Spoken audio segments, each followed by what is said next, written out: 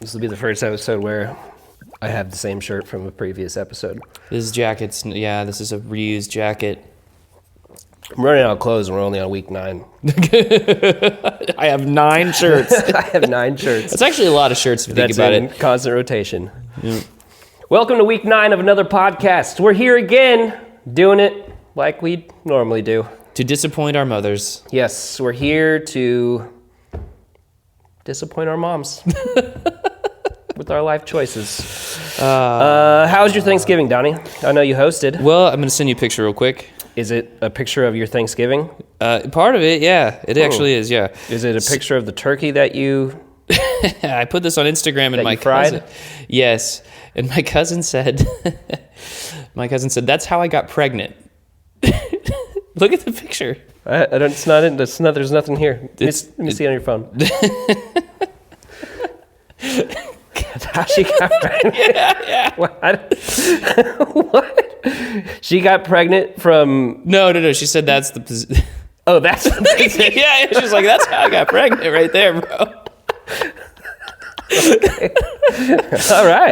That made me laugh so hard. It was a good one. It's good Thanksgiving. That's good. Thanksgiving at my house, which means it was my domain. It was under my control. You made all the rules? Well, there wasn't a whole lot of rules to make. I think the best part about hosting is that if you have... My family will just clean up your house. Mm-hmm. So I kind of got lucky, like where most people would be like, man, hosting's a lot of work, which it was a lot of work, no doubt. But my house, they left it as clean as Oh, nice. They had... Did you have to make everything, or did they bring dishes too? No. I only made the turkey. You only made the everything turkey. else delivered to my house. Who brought the mac and cheese? There was no mac and cheese at my Thanksgiving. That's disappointing. Yeah. that's a your family thing. I'm not sure I would have gone to your Thanksgiving. Mine was awesome. We actually managed to get through the whole thing without a pumpkin pie, though. That feels wrong. I'm actually not a big fan of pumpkin pie. Really? I think pie overall is just overrated. Oh, no, pie is my thing. You can put anything in a crust and I'll eat it. I do like, the chicken pot pie. I love that. Yeah, that's great. But I'm not a big fan of pumpkin pie. Yeah, pumpkin pie, it grew on me. I missed it this year.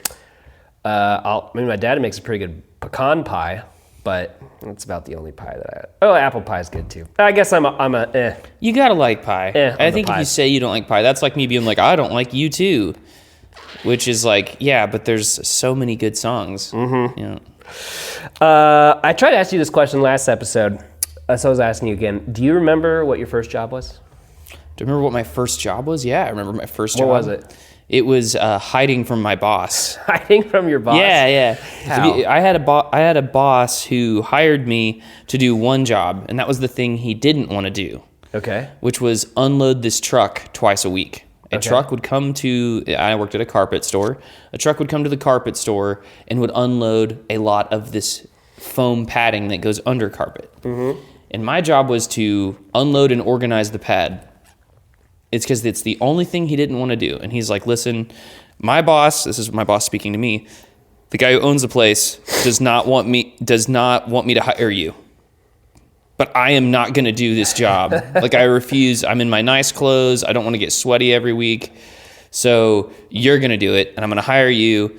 And the rest of the time that you're not doing this, I need you to hide. Really? Yes.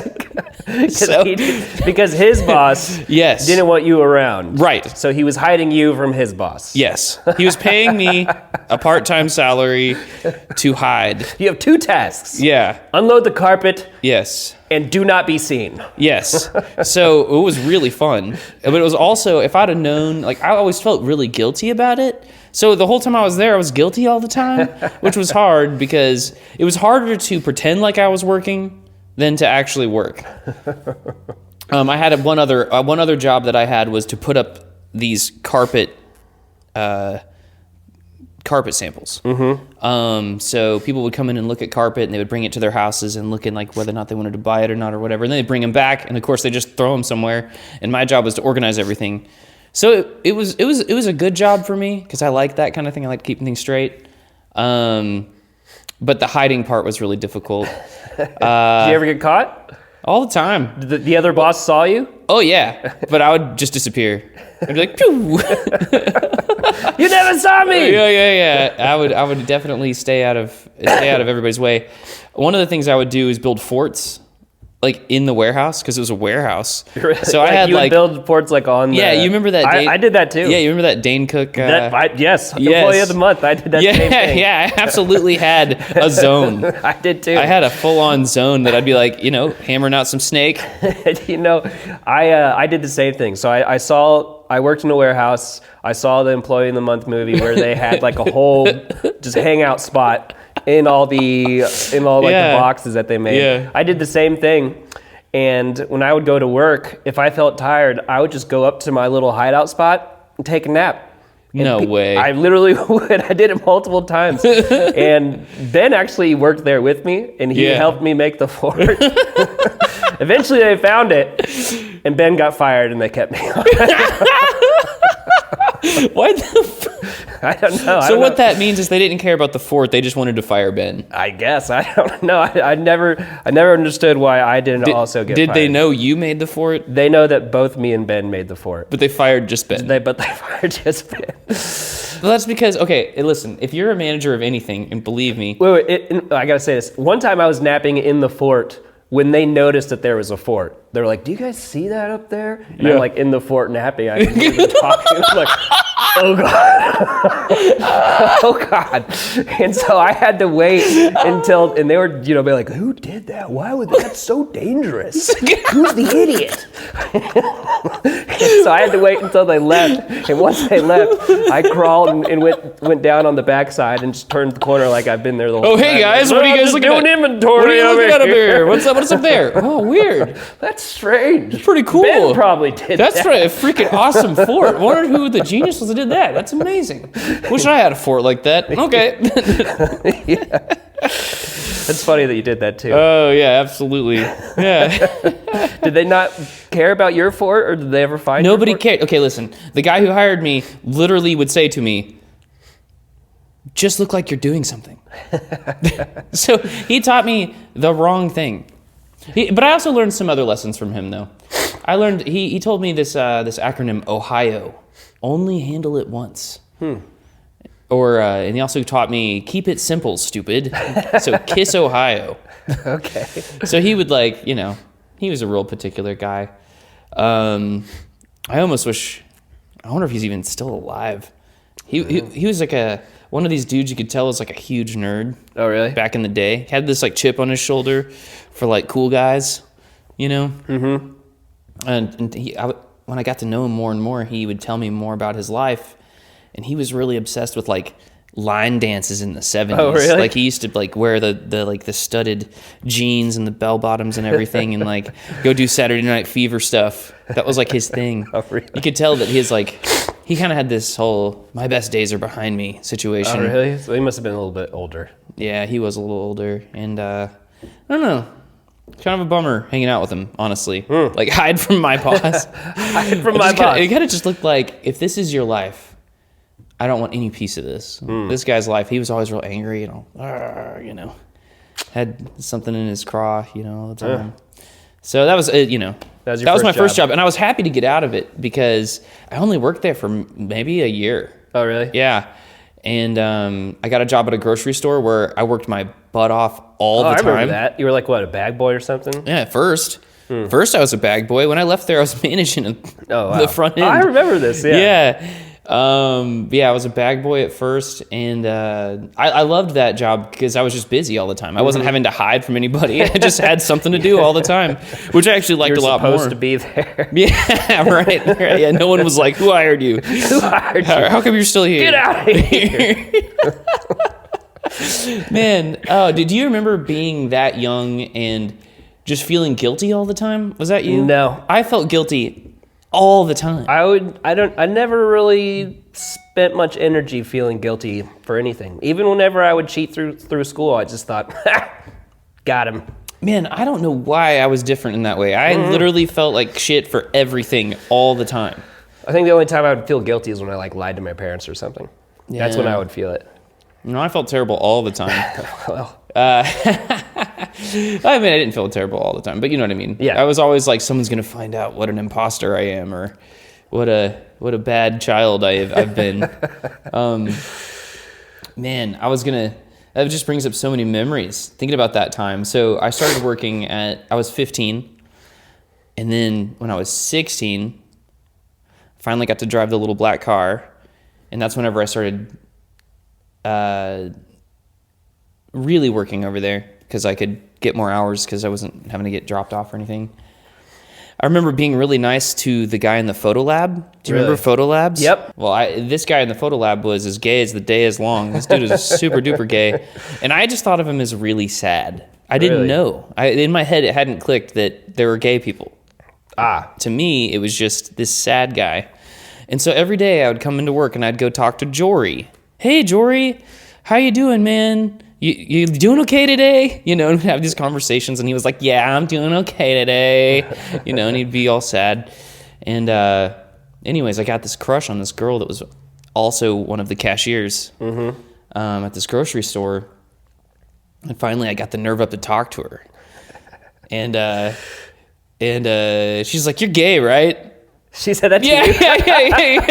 And I was like, no, I'm not gay. Why'd you think that? Well, you just hang out with Jory all the time. And you got friend zoned. Yeah, I got gay zoned actually by the chick I was like most into at this grocery store. And then the things like that just kept happening to me at the grocery store because everyone had just told everyone else that I was gay. Oh no. Yeah, so one time they were like, "Hey, Fight, go restock those cookies or whatever." There was a whole cart full of like cookies. So I was like, I down the cookie aisle with my big thing of cookies. All right, and I'm like putting all this stuff back, and this guy's like, "Hey, you," and it was the guy from Nabisco. The Nabisco guy, and he's like, I'm like, what's up, guy? He's like, you like movies? I'm like, yeah, who doesn't like movies? Putting all the cookies back. And then he's like, well, do you like Western movies? And I'm like, yeah, I love Tombstone. And he's like, you want to go see Brokeback Mountain? Oh I'm like, I don't think so. Oh my goodness. But like it had gotten the word on the street. It was the gay rumors gay started, the gay rumors started really early. That's so funny. Not there's anything wrong with that. Nothing wrong with it at all. I'm just not gay. It's been forever, my whole life. Why is that? I don't know. I guess I just have fruitcake vibes. I don't know. It reminds me that whenever I was a teenager and I started actually pursuing the girls that I liked, my game was so bad that what would happen is like I'd do a good job at like building a relationship with the girl I liked. I'd talk to her and stuff, and she'd start to like me. And then as soon as I go, hey, I like you, and she goes, I like you too. Yeah. I would just stop talking to her at that point. Oh. And not because... I remember you doing that. Not because I like wanted to, but just at that point, for some reason, my brain could not come up with anything else to say. It was just, I did it! Now what do I do? You're like a dog trying to catch a car. If you actually catch it, you're like, wow, I don't even have thumbs. What do I do? I can't even drive. I'm a dog. Yeah. So after I got them to tell me that they liked me, they would always break up with me like a week later because... I would stop talking to them. My game was bad. Well, you know, actually, my pregame was good. My pregame? My during game was real bad. So when did you learn to stop doing that? How did you stop doing that?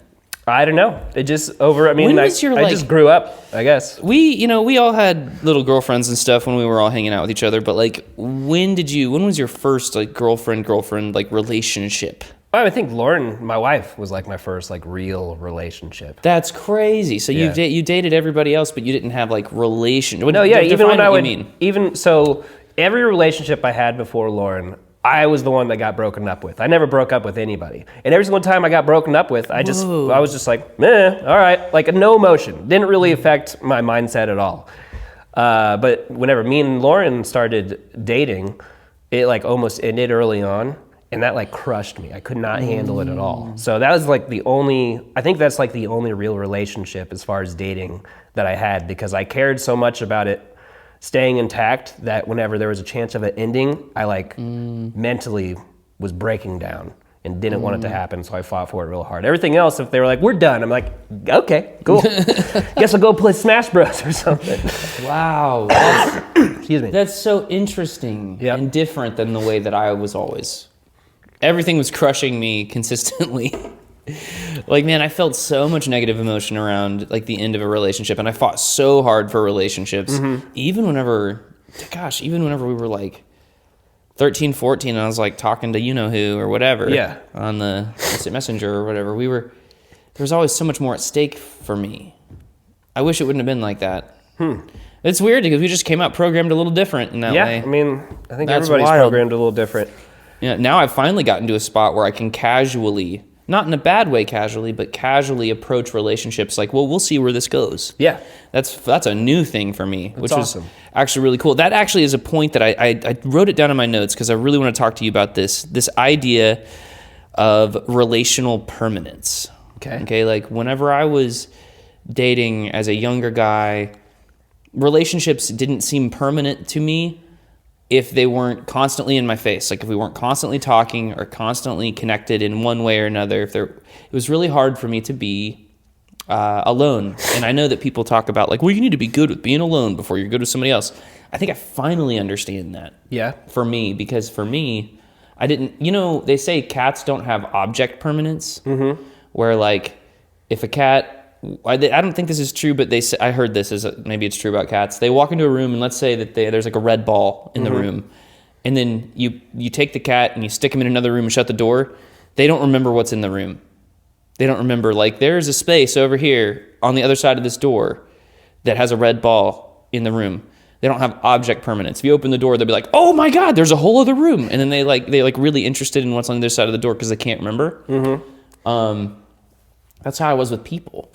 Like, I wonder if this person still loves me, Really? Knock, knock, knock. I want to find out. Like, reassure me constantly. I see. What's interesting is I've been dating somebody who, like, we're not in a relationship, I guess. We're going on dates, which is a wild place to be in.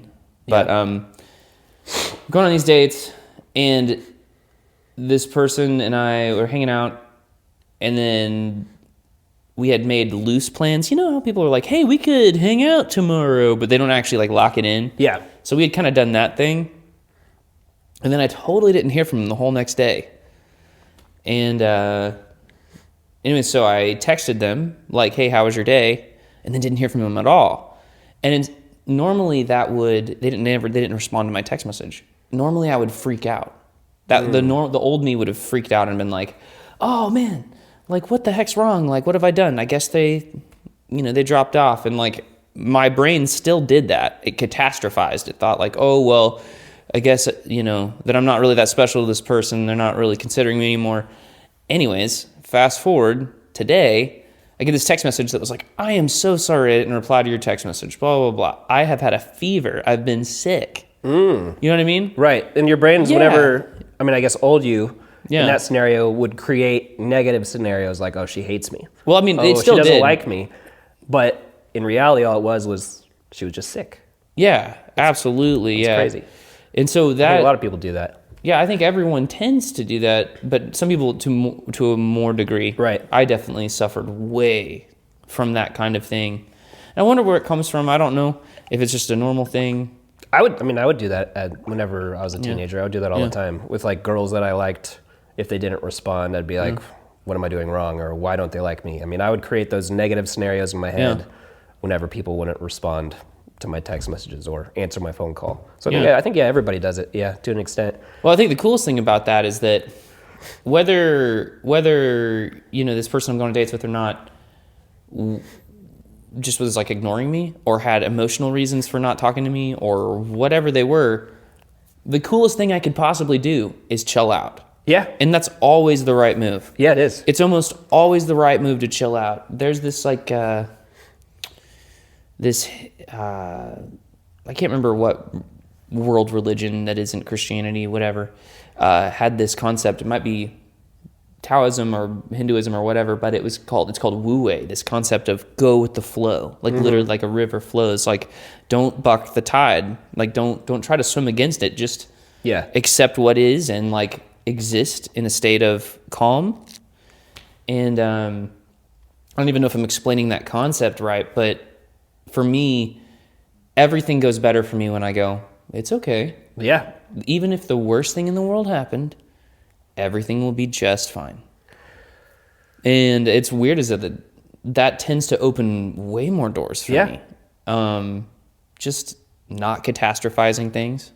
Whenever people vocalize, catastrophize, like, ideas, that comes off as like clingy, you know, or someone that can't handle high stress situations very well. And a lot of people, kind of they try to stay away from that. They push it away. So whenever somebody handles a stressful situation in a calm and laid back manner, people are drawn to that and want to be around it more because we all want to be that way. We don't want to like handle bad situations stressfully. We just want to be like, all right, well, it's going to be okay. And most of the time it is. So, I mean... Yeah, I guess that also offers you an opportunity to be strong for others in that way. Yeah. Once you finally can get past like, hey, you could think about the worst thing that could happen right now, but even if everything goes wrong, like the wrongest thing ever happens, the worst things that could possibly happen to you, you're probably still going to get some food today. You're probably going to have a place to sleep. You're probably going to have people that love you whether you like it or not. You know what I mean? Yeah. What kind of relationships do you value the most? Or what do you value the most in like relationships? Not just with girls, but like with friends too. I don't know. I'm starting to learn those sorts of things because I used to highly value people who would reassure me with words. I used to really feel like I needed that. And that goes down to, have you ever heard like the love languages thing? Like there's 5, I guess. Yeah, like touch. Yeah. Words. Affirmation. Acts of service. Gifts is one. Yep. Sort of thing. Quality time, I guess. Quality is the other time, one. yeah. I think I actually value... the things I'm starting to value more and more is honesty. Yeah. Someone who's actually going to shoot straight entirely. Like, I've got a bandmate who will literally tell me, hey man, you don't know that song well enough. You need to go back. You need to go practice. That's good. That's awesome. And that bandmate, as much as that sort of hurts terrible news, yeah. I value him more than anybody. That's awesome. In that professional setting, because he's like, when he does say, hey, you did a great job. That means a lot. It means that he actually listened and he was like, you were really. He's not just a yes man. Like, yeah that sounds good. Yeah. Even though it makes his compliments actually matter. Yeah. Something that I value, and it's kind of a small thing, but it's like when I'm in a relationship with someone as like a friend, if I can sit in a room comfortably with them in silence, they tend to be a person that I love hanging out with. Because in scenarios where you're hanging out with people and your mind might be thinking, all right, what do I say next? What do I say next? And like I hate that thought process where I have to like dig up things to say when I'm hanging out with somebody. But if it's just like a natural process where I don't have to think about it or think of something to say and I don't feel the pressure to come up with something to say, I value those people the most, because in those scenarios I can legitimately just be myself and talk about whatever I want to talk about or not talk about whatever I want to talk about. Sure. I'm just like in comfort in their presence, and those are the kind of people that I like to hang out with. I've heard that one of the most wildly powerful things you can do in a room is be the first person to stop talking. Yeah, that's cool. That's good. And so maybe there's a two-way street of that where it's like, yes, you want to find these people that you can be silent around, but also just try being silent around people that you don't feel comfortable around. See what happens. Because then then the burden of that conversation, if it has to be happening, is on them instead of you. Right. And that makes you it makes you look good, because I think the people also, I run my mouth too much. So when I'm around somebody who can be quiet, I always assume better of them than I probably should. Like if somebody is silent, then I'm like, they're smart. That's kind of like what I think. Like, man, that quiet person must really have it all together. Anybody who can keep their cool, Yeah. Like, I just assume the best of them, Right. instead of the worst. Usually, I'm like, wow, that quiet, strong type person over there, they must be our leader. I have another question for you. When you wake up, Yeah. what is the first thing you do? Recently? So like I said, it's been about a month of me putting the phone in the living room. So it's usually go get the phone and make sure I haven't screwed up something already by sleeping too long. Like, that's the first thing I probably do recently. Just making sure that I hadn't missed anything overnight. So your first action once you wake up is go get your phone. Usually, because it's like... And then what's the first app you go to? First app? I don't Or what's know. the first thing It's you just check? checking my text or Just your emails or text? whatever. Like, we had a booking come in, so it's like I had to go make sure everybody was on page for it. Mm-hmm. That's always something that I'm always managing. It's like the teams that I manage, like whether or not they can actually show up to the job and sort of thing. So, The first thing that I do is grab my phone yeah. and check YouTube analytics right now. That's the first thing I do. Oh yeah, because we're working on this. We're working on this. Yeah. But a lot before we started working on this, whenever I'm like sitting down, Right. I guess feeling a little bored, my brain at this point is programmed to just automatically open Instagram, and I kind of hate it. I hate that I've been trained somehow. Why the gram? You I don't know. on It's there just much. what my brain. I mean, that's just what my brain goes to first, just Are you- automatically. And there's a documentary that came out about this, where it's like social. I can't remember what it's called. It's on Netflix, but it's like social network programming, where people are like Yeah. programmed to just on autopilot open social networks. Oh, that happens all the time. We've been doing that for years. Yeah, and I'm one of those people that got programmed to do that. So I was just curious what your first action was, and really what everybody's first action is, because mine right now is grab my phone and check analytics. The social media companies have figured out that they've got to go narrow to keep people engaged. Mm-hmm. And so I'm on a bunch of, like, I didn't mean to just get connected to all this, but the Facebook forums, like the groups thing, Yep. has been really a great time drain of mine. So I'm in one about bass guitars. I'm in one about Miatas, because I used to have a Miata. Miata, Yeah, so really? like, I get notified about that kind of stuff, and it always intrigues me because they know that I like that stuff. So Right. recently I was just like blown away by how I get sucked in. I made one post in one of those groups that went really, really, really well. Oh, really? Like 400 some odd likes. Oh, nice. And like a bunch of people talking about it. But it was like hitting my phone with notifications, like bloop, bloop, bloop, bloop, Oh, bloop, no. bloop, all the time, every day for like a week. It was like I was the most famous person on TalkBase or whatever. I was like, ugh. Looking back on it now, I remember actually starting to get annoyed with it, because the post was literally, "Hey guys, I just got the most ordinary guitar of all time. What is your favorite kind of strings for this thing?" And so what ended up happening is that every nerd who thinks that their opinion matters got on there and threw me a suggestion for strings. And it was only like 3 major suggestions. But I got that one of those 3 suggestions like 400 times. Yes, like hundreds of times. And then it was like every time somebody liked the post, which is like easy to do because you're like, oh yeah, that guy who likes vanilla ice cream. I also like vanilla ice cream. Everybody's like cramming like on it. And I'm like, I have wasted so much of my time doing this, and I didn't record or play bass at all.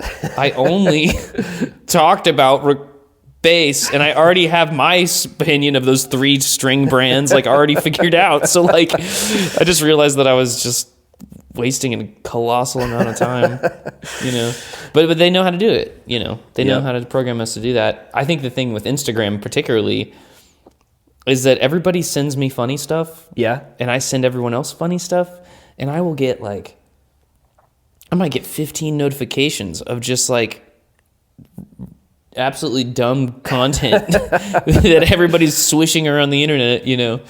I do enjoy it quite a bit, but man, I had to turn all the notifications off on every single app on my phone. I just keep not doing it, but I need to manage my notifications better because like this drives some people crazy. It doesn't bother me, but like, you have your little icon that shows your apps, like email or something. They have that little red dot showing how many emails you have or something. I turn the red dots off. I still have them on, and some of them are like at 20,000 or something. And somebody was looking at my phone the other day and was like, "How does this not drive you crazy?" It's 20,000. Yeah, it would. Don't look at it. The red dots, I had to turn them off. Yeah, because I'm on an endless quest to remove all the red dots. I found this, or my wife sent this to me, and I thought it was hilarious, and I would like you to read it. Okay. It's a room that you can rent in a house in Tulsa. And go ahead and read the post. Whoa. It's got some blackout curtains. Okay. I'm renting my room at my house for $450 a month. Couples welcome, but it will be $5 a month for couples. I paid, what is it? But it will be $500 a month for couples. Okay. This is very bad grammar. Yes. I pay daily as you go for lights, so you will have to pay some on lights, but other than that, the rest is on me. You'll have to be clean people. No smoking in house. You have to have a job, and you can be no thieves. No thieves allowed. You can be no thieves. My phone number is... If this is still on here, it means it's still available. If you would like to come see it, just call me. No need for a bunch of crazy questions. Kitchen and there's no punctuation in this. Kitchen and bathrooms available as well for the picture that is in the listing. It is not what room looks like now. Okay, that's my first moved into place now. It has new carpet in there, and the walls are painted, and really rent is ridiculous out there. So really, I'm doing some people a favors. They don't have to pay the same amount for a deposit as rent, none of that. So, and really that helps people out a lot. Golly, dude. Can you imagine being... You want to move in there? You'd have to... I just can't imagine the kind of human being who's like, this is going to be attractive. That person can't possibly... $450 a month. They can't possibly No thieves allowed. No thieves. You can be no thieves. You can't be no thieves. Are you be thieves now? Where is TV? You be thieves? Where is TV? You be thieves. Man, I had a D&D campaign where there was a bird involved, like a giant bird monster. Yep. And we had this magic ring that will steal the soul of something and keep it in the ring forever. And then the person who wears the ring can talk to the soul of the person that you caught in the thing. Okay, we were supposed to use this item for a specific thing. Our dungeon master had planned it all out, but I captured the bird's soul in the ring because I thought the bird was special. Okay. And the bird was just a bird. So, like, for the rest of the campaign, I would ask the dungeon master if I could talk to the bird, and then he would say bird stuff to me. Like, yeah, he would be like, I bird, I eat you. I'd be like, no, you bird, you dumb. You, I kill you, bird. The bird's like, no, I kill you. And so we would have these conversations that sound like that's bird trying to rent me room. I bird, rent you room. I room $450 a month. You no thief. You no thief. Where TV? And I kept trying to get something good out of this bird. It was Randy, was the dungeon master. And Randy was like, bro, you should have not put the bird in the ring. I can't get the bird out of the ring. The ring is... You wasted the ring. Now you can't use it to do the thing. But then I would always cuss bird out. That was wild. I curse you, bird. That's pretty funny. Yeah, it was hilarious for a very long time. Consulting bird about decisions. And then Randy would have to pretend to be the bird. It was so fun.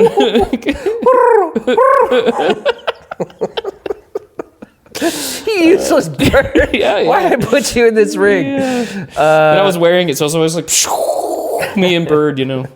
How much time? Okay, let's. I'm gonna give you a scenario here. You're about to go to a party. Yeah. Okay.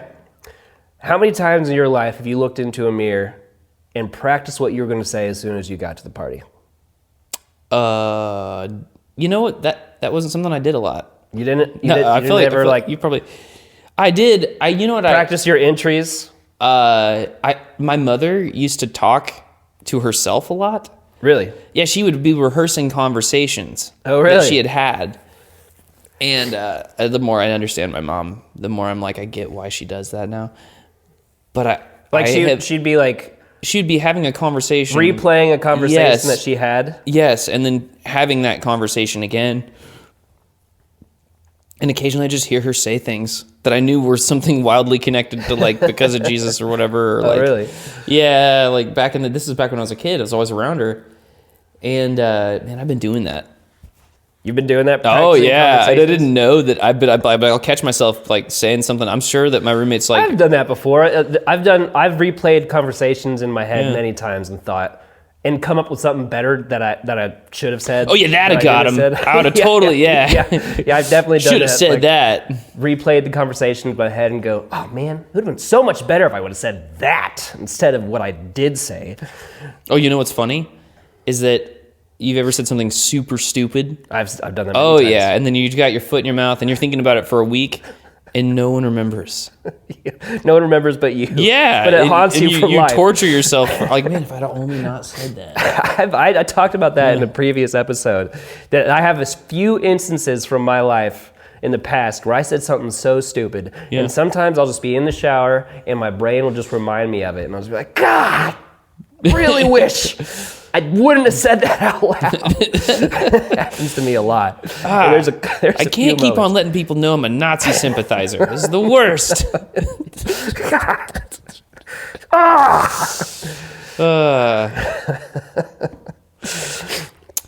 No, just kidding.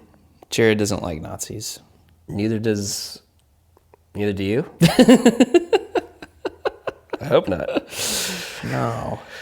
I will tell you this, though, is my family's German, and it first started out as kind of a joke, like, oh, I wonder what Germans are like. I actually fall in love with German culture. I think it's great. Not Nazis, of course, but like German stuff, like Oktoberfest, like the whole like, I love the markets they do in the wintertime, the Christmas markets. It's very beautiful. I would really like to go. Do you know that Tulsa's Oktoberfest is like one of the biggest in the country? I will not miss it. I go every year. I think it's so fun. I haven't been in like a decade, but somebody told me that the other day, and I thought that was interesting. There was so many people there last time I went that none of the phones worked. Yeah, the phones don't work. You just go there, and I looked around. There was this girl I was trying to meet there. This year. And she's like, yeah, I'll be there. Come find me.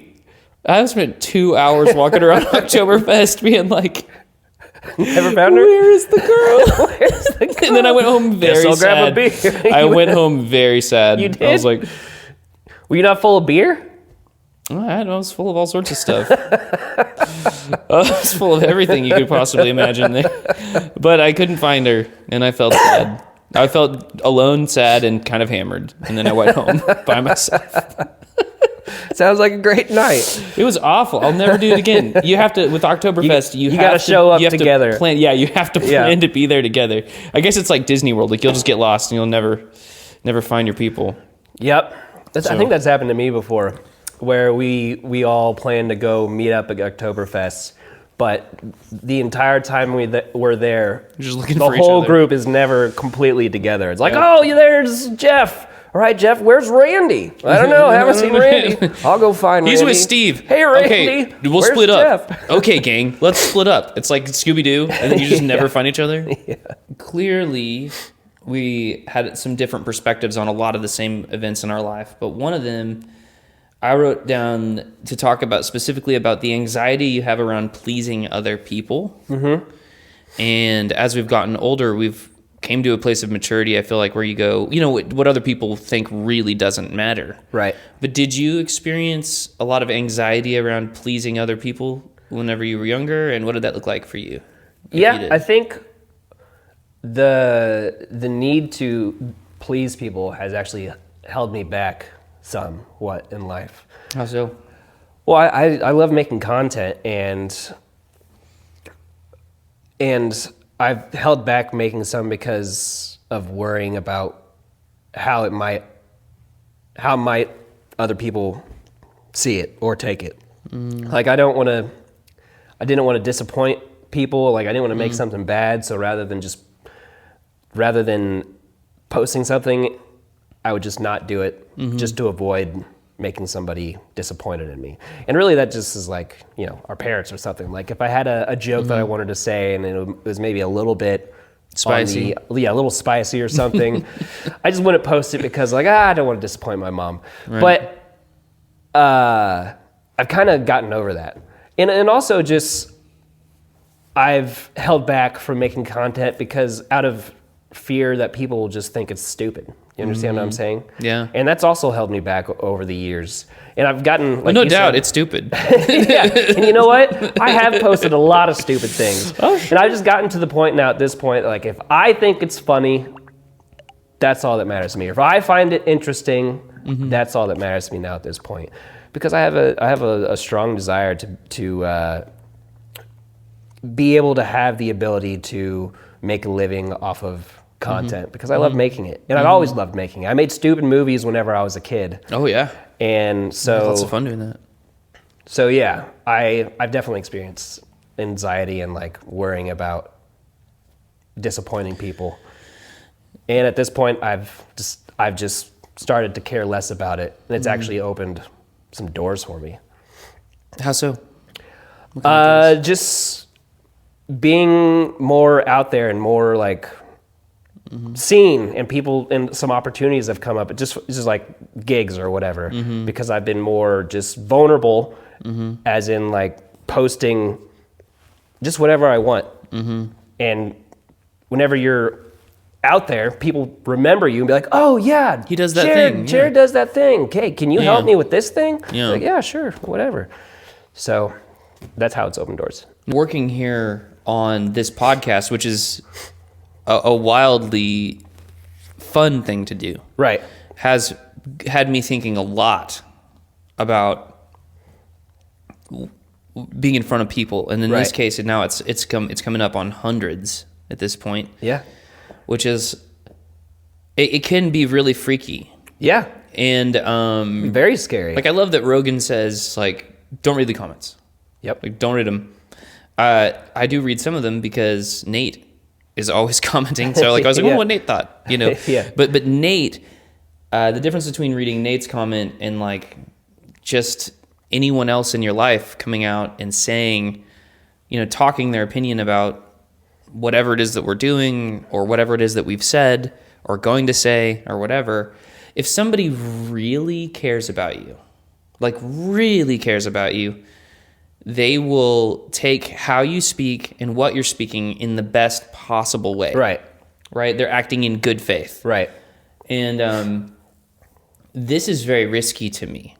I feel risky. I feel risky because, like, if I say what I think, if I say what I feel is the truth... You're probably going to disappoint some people. Yeah, you're going to disappoint some people. Or some people who are acting in bad faith will take it the worst way possible. Like, if I make a joke about you being a Nazi sympathizer... they might be like, he's actually a Nazi. You know what I mean? Yeah. That would be the worst take it out of possible. context. Yeah, like the worst context possible way to take anything that I'm saying right now. I know, and that's something that I thought about whenever we started this. Is like, oh, man, I'm kind of scared of accidentally saying the wrong thing and how. Well, we're going to definitely do that. That's going to happen. Yeah. And I'm kind of scared how people will perceive the real me because I'm trying to keep it real. I'm trying to make sure that everything that I say on here is what I actually think. And I had to get over that because no matter what we do, no matter what we say, somebody's going to not like what we say or agree or disagree. It's going to happen no matter what kind of opinion you have about anything. Like, for example, this is crazy. Do you know who MrBeast is? Yes, MrBeast. Okay, yeah. he just recently built 100 water wells in a country that really needed clean water. I'm glad you brought this up, yeah. And so many people got pissed off at him and said, hey, this white savior came over and gave these Africans clean water. They don't need your help. Well, turns out they did. Their government wasn't giving them clean water, and he showed up to be a kind person and provide something that they needed to make their everyday lives better. And I can't comprehend in any way how anybody in this world would get upset by that. Well, it's just like, have you heard of the concept of the man in the arena? Yeah. Yeah, so if like everybody who's on Twitter or X or everybody who's on YouTube or whatever watching your content is judging you, Yeah. and they're like out to destroy you, that has to be the most loser activity you could possibly have. Right. Like, oh, you're going to keyboard warrior MrBeast, right, for literally giving people drinking water. Wells in a country that needs it. That's the most insane thing I've ever heard in my life. life. It's so stupid. But it's something that people do because I guess the perception. I think it's because, and I'll ask you the same question, like why you think this is. But to me, it's because they perceive that if they can take MrBeast down a peg, that they somehow. Like, rise a peg. They rise a peg. Yeah, they're so sad but about MrBeast is like... yeah, he's way up here. And they're way down here doing nothing. And so whenever they do that, it's like... Bloop. Before he released this video, he said like months before, I'm going to release a video where I'm building wells, and I'm just going to let you know now, when you try to cancel me, I do not care. Yeah, he can't. Yeah. And also, my gosh, man... what seems like MrBeast is doing is so much more above water. Like it's such a cool thing that seems. I mean, I don't know MrBeast. I don't even watch any of those videos. I don't know anything about him. But it seems to me what he's doing with his time is so much more noble than like Jeff Bezos, right, or any of the other or like Microsoft guy, Bill Gates. I mean, like, his content is like 90% just giving people money. Yes, because he enjoys it. Well, of course, yeah. He's been in an interview saying that they don't actually make any money because all the money they make just goes back into the content. And a lot of their expenses are, giving people money for doing tasks or just because he feels like it. Mm-hmm. It's crazy what he's accomplished, and it's crazy the amount of money that they pump into their content. Well, it's just really cool that kind of guy is on top. Yeah. Of that hierarchy, and it seems to be doing something very great. Yeah. I'm glad that he has a moral compass. We'll put it that way. It seems like somebody like, what do you think drives people like Bezos or Bill Gates to just continue to make money and gather power? Because it doesn't make sense to me. I don't know. I think in their minds just nothing is enough, so they just keep trying to get as much as they can. Like, have you seen this thing where Bill Gates is buying farmland? Yeah. You guys ridiculous that seems to me. Mm-hmm. That full on makes me angry. The idea that the richest dude in the world is now going to buy control over food, and he owns the farms that McDonald's gets their potatoes for their French fries from. He owns the farms.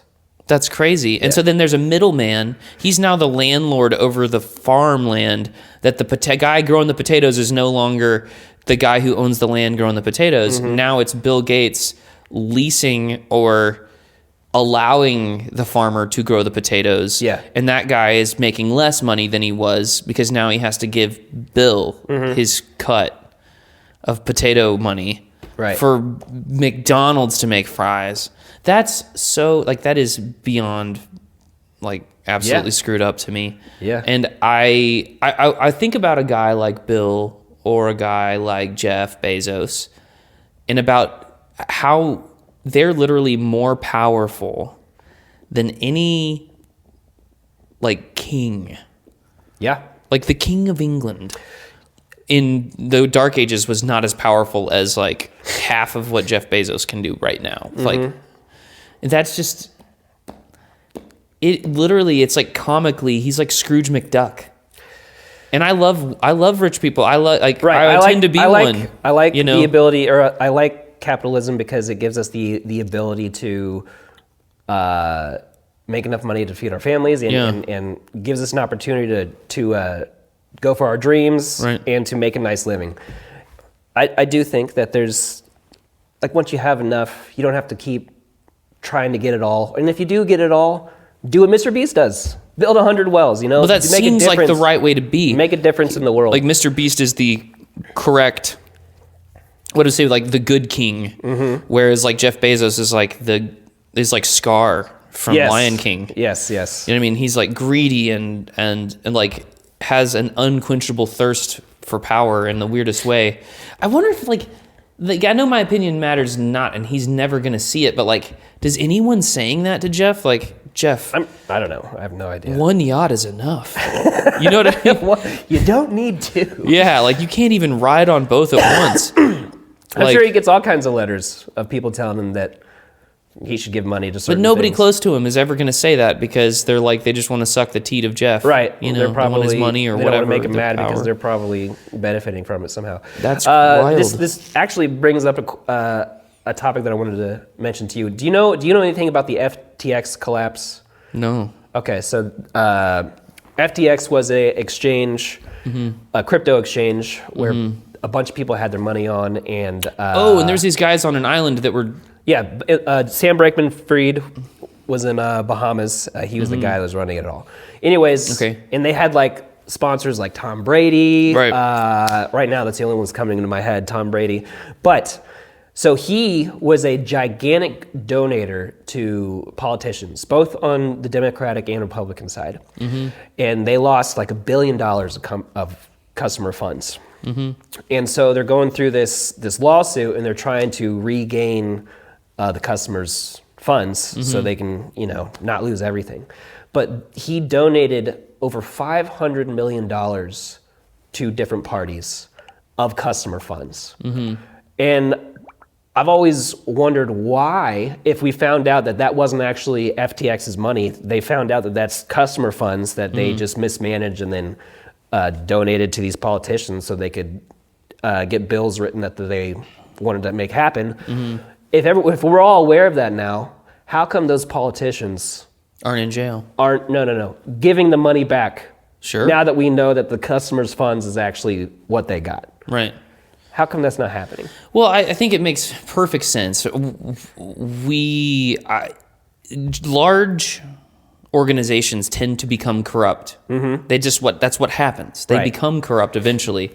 And the US government is absolutely part of that too. It doesn't surprise me in the least that things are the way that they are. And anytime somebody, rallies up the troops, rallies up the commoners and is like, we're going to get the money out of politics, that person never wins. Yeah.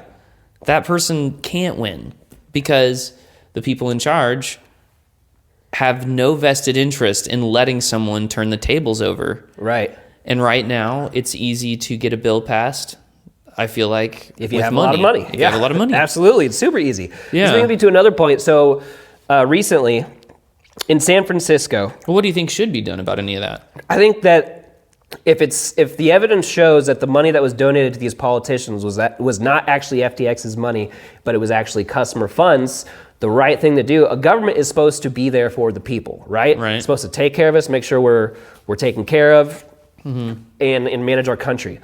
So if that's their job, and we've found out that the money that they got donated to them was customer funds, it just needs to be sent back to those customers. That's what I think should happen. Obviously, that's not going to happen because that's not how the world works. But recently in San Francisco, there was the Asian Pacific Economic Conference, okay? And San Francisco is like LA, where it's like whole cities of homeless people just all over the streets. But they had this conference coming, so what they did was a mass cleanup of all that. And so and it's disappointing that they obviously had the assets to make a difference with like homelessness and making sure their city was clean, but the only thing that motivated them to actually do it was a conference full of a bunch of high-tier CEOs that could, get San Francisco a bunch of money. They were motivated by that, but they weren't motivated to make San Francisco's citizens' lives better. Yeah. It took this conference to make a difference in the city. Why didn't they just do this before this conference was happening? Sure. And Gavin Newsom is the governor of California, and they asked him about this. Yeah. And he didn't deflect. He was like, yeah, we did that. Yeah. If you got somebody coming over to your house, you clean up your house. Yeah, he's right. That's what you do. But Yeah. you got your citizens living in the house all the time. It's like if we went to our mom's houses and there was just hoarding boxes everywhere, we wouldn't want to go over to our mom's houses. That's uncomfortable. So your guy out in the Bahamas who got this FTX crypto exchange and he's doing all these shady things, giving to both sides. Yeah. clearly, if he's giving to both sides of the political spectrum, he has no actual backbone about politics.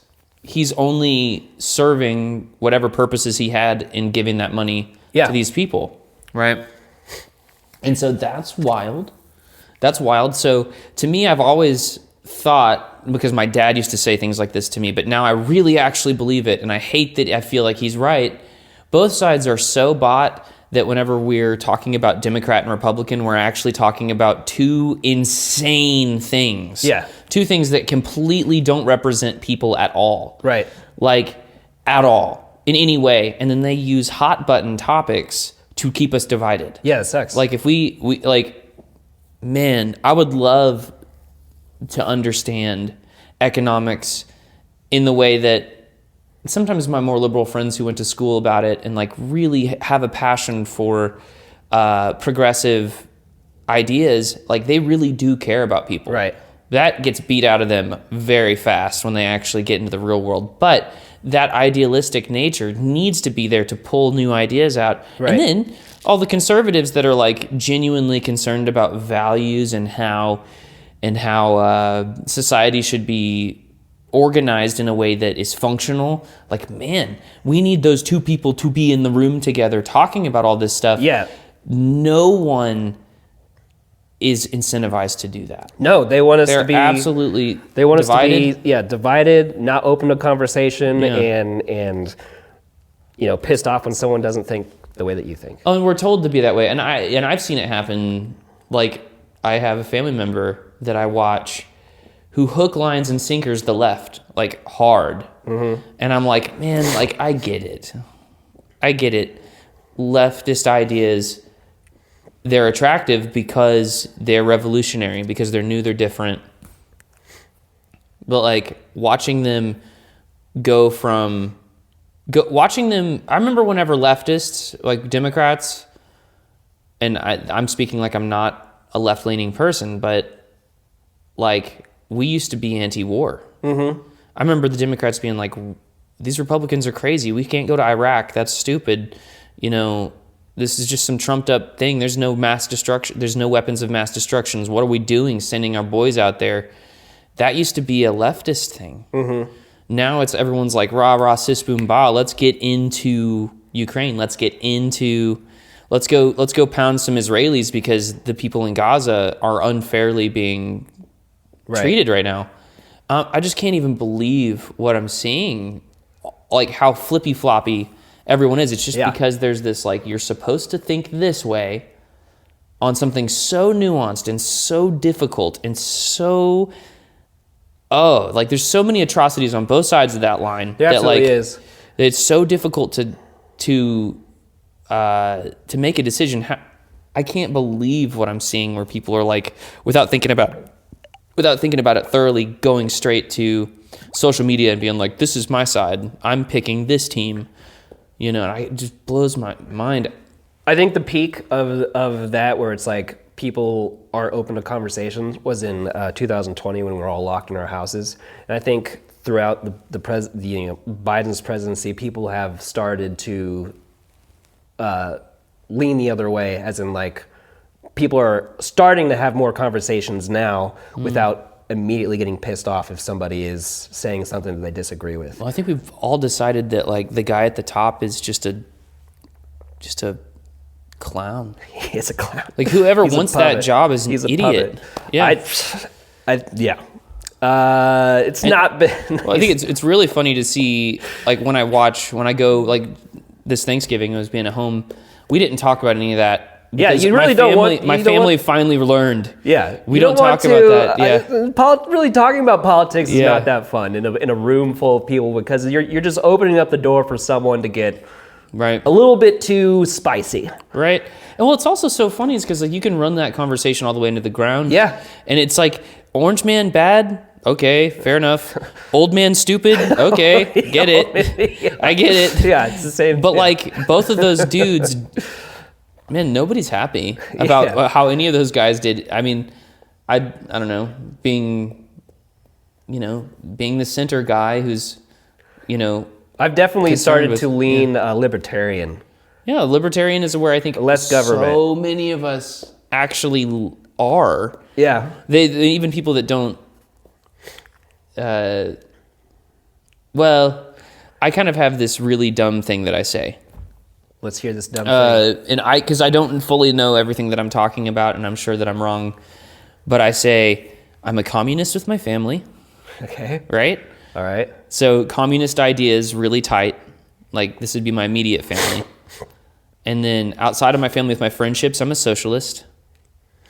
And then outside of my friendships, I am a conservative. Yeah, I'm like a laissez-faire capitalist, that guy. And then if you get too much bigger, like outside my city or outside my state, then I have to think that it closes back down. So like the political spectrum of freedom opens up, and then it has to clinch back down on people. Like the regulation has to come in at the hyper rich and the uber big.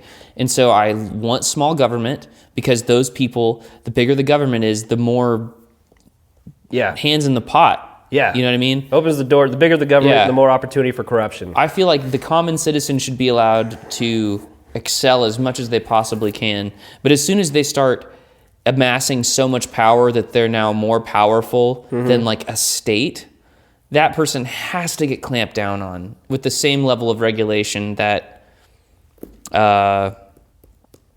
we would put on a literal state. Yeah. Like we have a 3-tier government that's the president's supposed to be controlled by the courts and Congress, and all three of them keep each other in check. That's the way that I think that things should be ran whenever people amass too much power. But I mean, everything's in bed with everything else, and people are just making deals.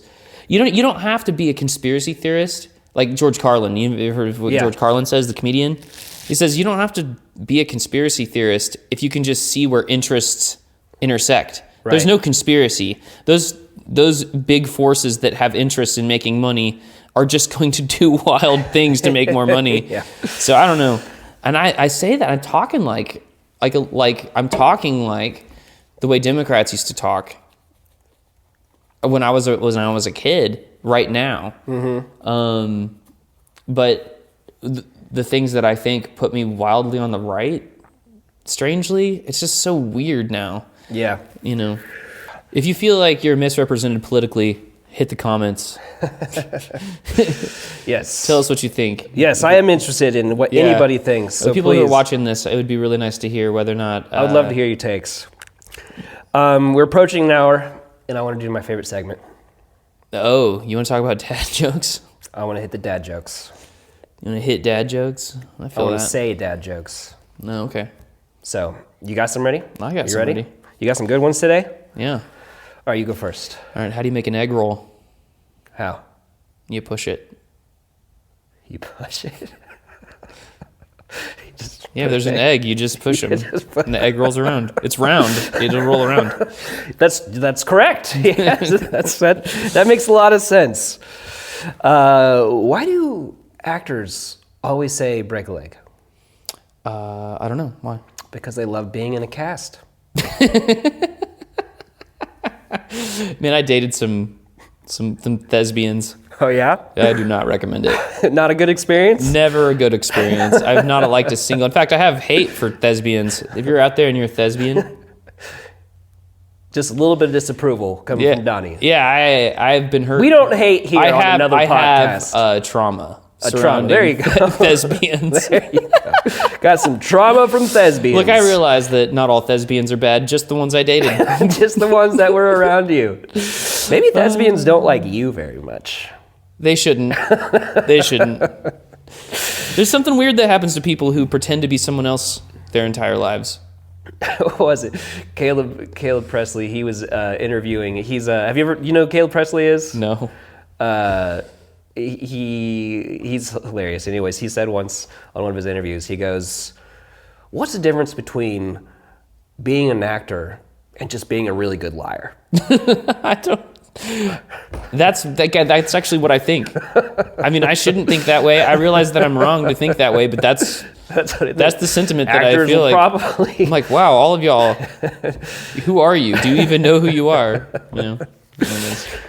All right, man. Do you know that there's a shoe factory here in Tulsa, and it was like super duper on fire recently? Really? Yeah, many souls were lost. Many souls were lost.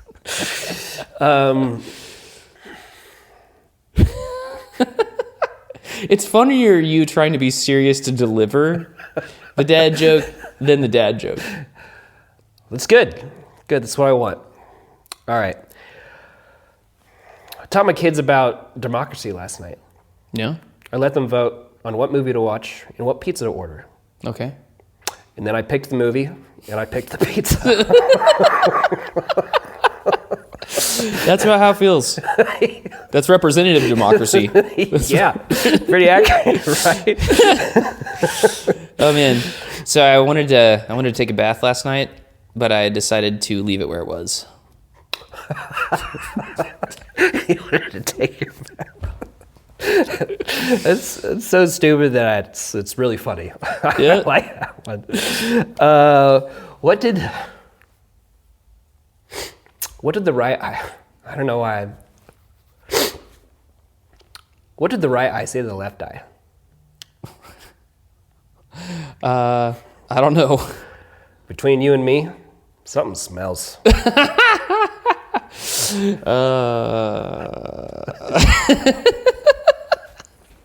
So I was down at Valkyrie. Yeah? I was at Valkyrie getting a drink, and a horse walked in, Okay. and I go, "Why the long face?" Oh my God. That's such an old dad joke. I've heard that probably 100 times. But You still laughed at it. I did. My